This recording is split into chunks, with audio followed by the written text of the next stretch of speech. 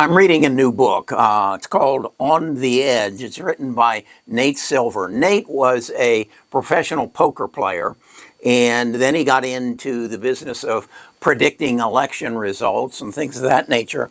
And what he's explaining is that if you got enough data, you can identify what he calls tells, particularly in poker, that a poker player will do certain things and behave certain ways, and you can read those tells and you can predict what's going to happen in the future. If you get enough tells and you get enough data history of behavior, you can predict who has the best hand in a 7-card draw. So with that in mind, I got to thinking, are there tells in the stock market? Can you look at stocks and say, because they did this, followed by this, and by this, we can tell whether the stock is going up or not? And so I thought, well, what is the biggest producing stock in the last several years, and did it give us some tells that we can look at to have identified that NVIDIA was going to grow the way it did? And as I went back and looked at their financials, I discovered there were some tells.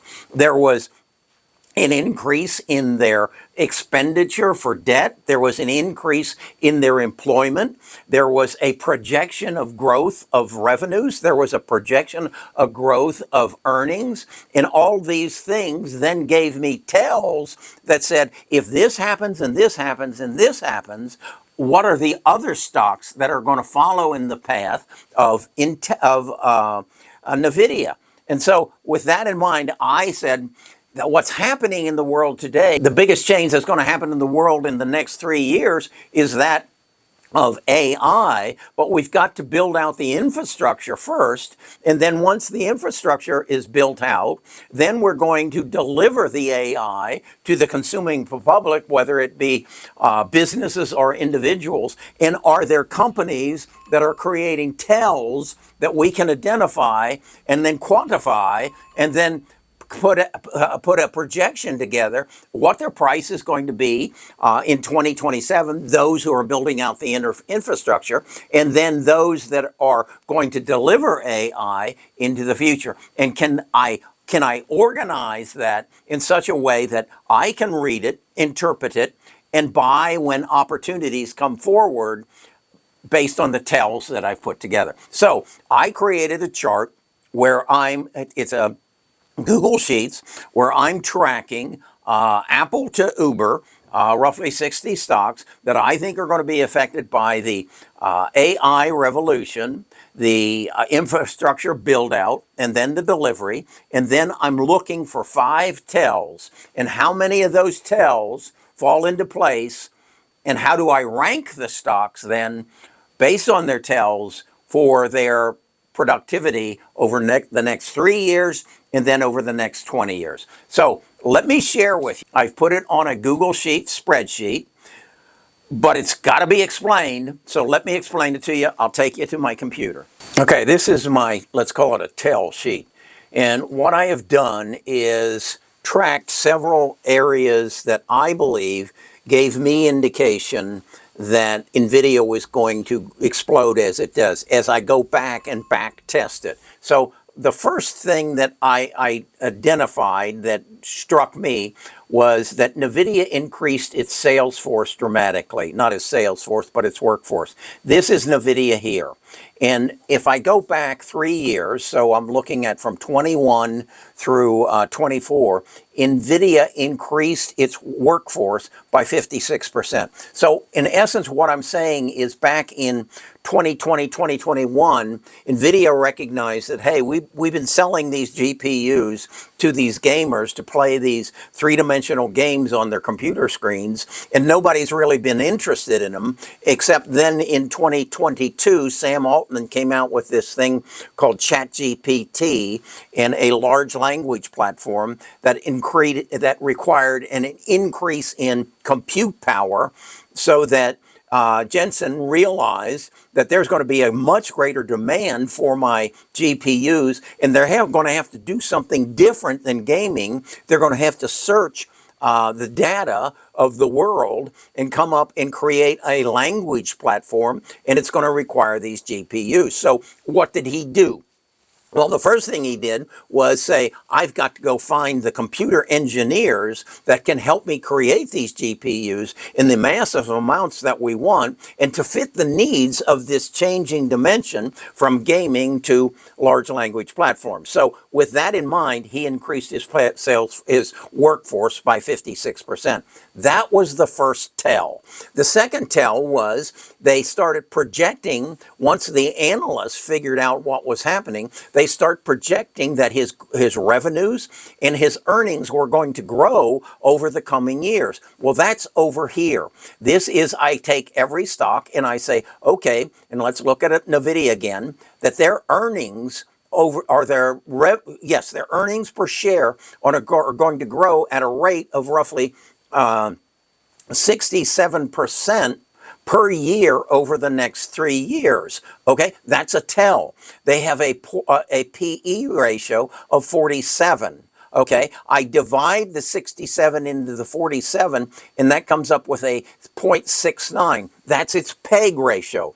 A properly priced stock has a PEG ratio between 1 and 1.5. So that's telling me that NVIDIA, based on current projections of price, is underpriced. Okay, so then I go, that's two tells that I've got in NVIDIA's favor. And then I go and I say, okay, what if we level the playing field and we say, okay, we're going to take NVIDIA's earnings per share and we're going to grow the price of the stock at the same rate that the earnings per share are growing. So in other words, we're saying if the price of NVIDIA stock grows at 68% per year and its current price is $132.35, by 2027, multiplying the 23 three times in consecution to at 68%, that we're going to have a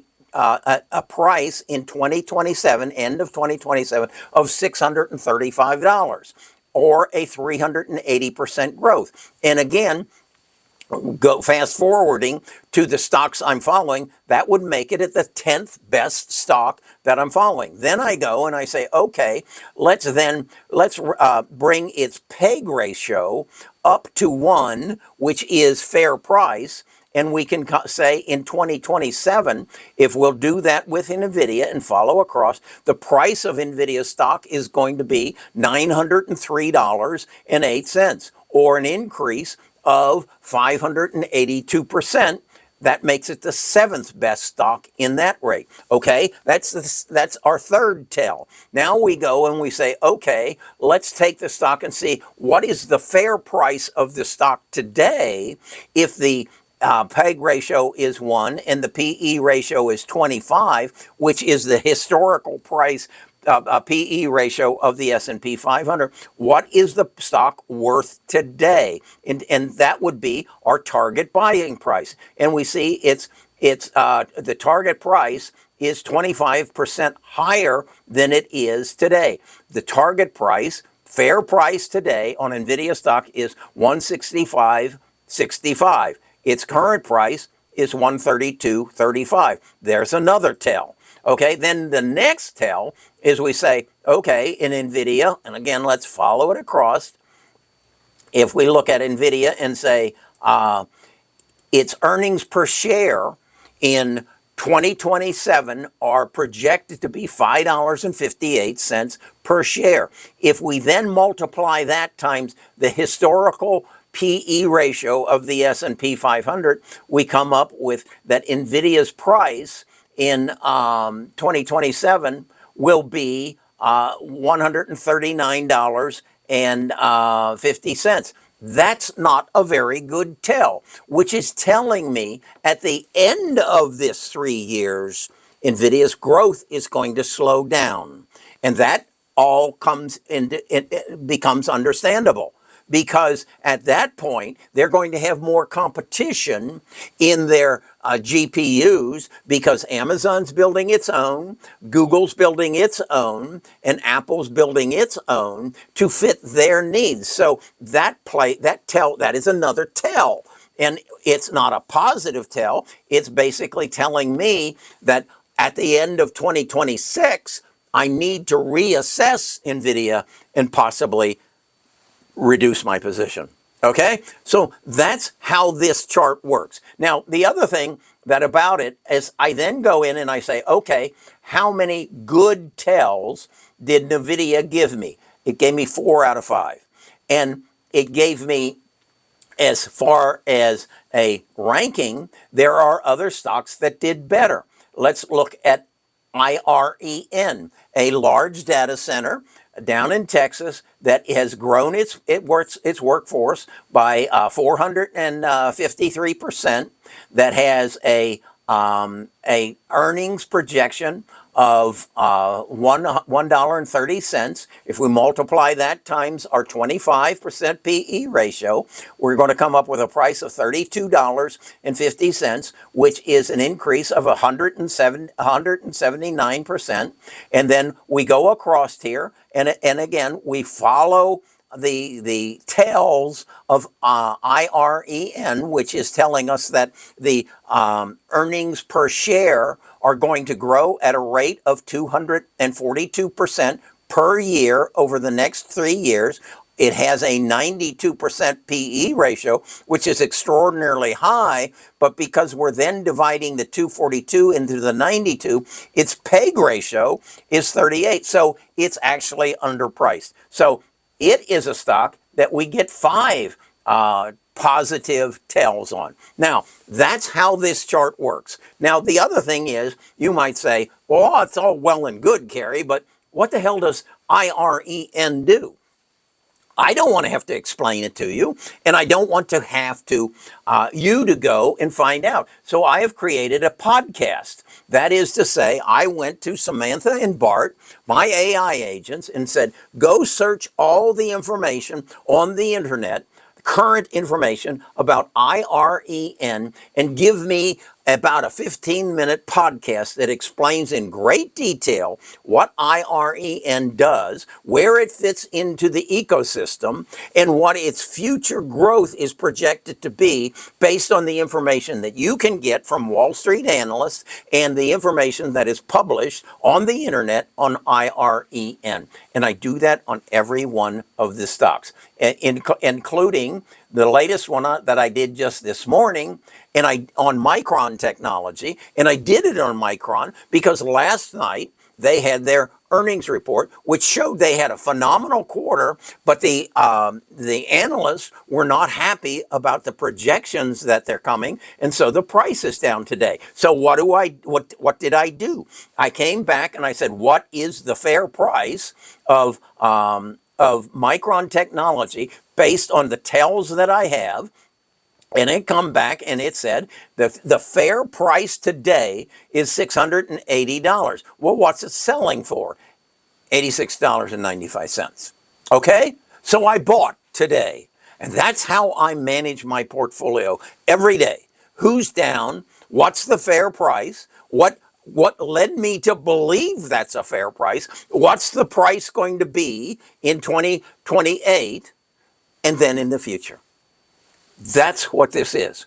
I'm playing poker. I'm taking out of the equation what yesterday's predictions on interest rate cuts were going to be by Jerome Powell, because that doesn't really have anything to do with the price of Micron Technology in the future. What that is governed by is their projected growth in earnings. And this, as of this morning, is their projected growth of their earnings, 171% per year over the next 3 years, giving it a PE ratio of 14, where the S&P average is 25, and a PEG ratio of 0.8, where the real value is a point or 1.0. So that's how I analyze stocks.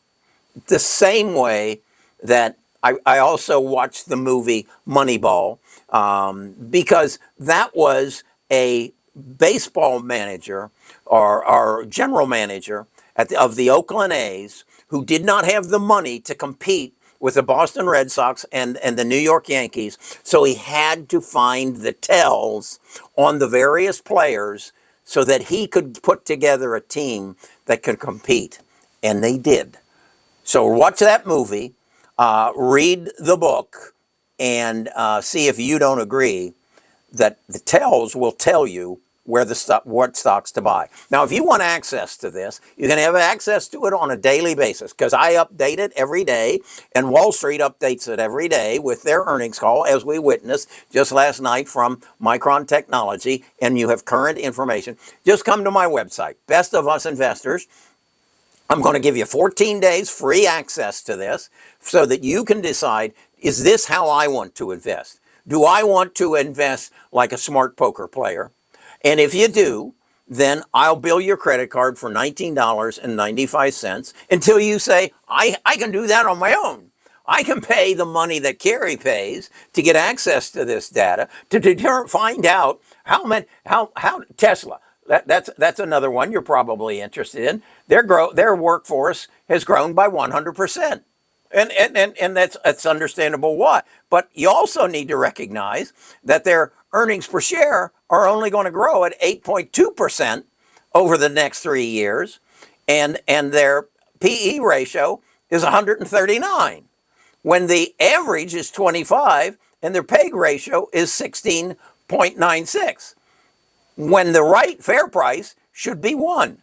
If you understand that, then you can make a smart investment. And I think what this is telling you, is this telling you you don't want to own Tesla? No. What it's telling you is you probably don't want to add to your position this week, next week, maybe next year. But in the long haul, this will be a major player in the AI revolution. Okay, that's how I work. That's what I do.